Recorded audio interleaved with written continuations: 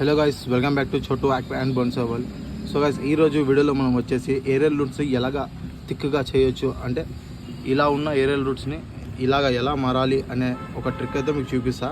మీకు ఇలాంటి పైప్స్ మన మీషోలో అయితే దొరుకుతుంది.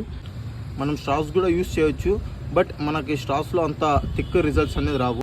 ఇలాంటి ఒక పైప్ తీసుకొని దీంట్లో మనం కోకోపీట్ అయితే ఫిల్ చేయాలి. మొత్తంగా మ్యాక్సిమం డ్రై కోకోపీటే ఫిల్ చేయండి, ఎందుకంటే ఫిల్లింగ్లో చాలా ఈజీ. ఇలా వేసుకున్న తర్వాత మనం దీన్ని వాటర్తో ఫిల్ చేద్దాం. సో గైస్, వాటర్ని మొత్తంగా ఇన్నర్ కోకోపీట్ని ఇలాగ వెట్ చేసుకోవాలి.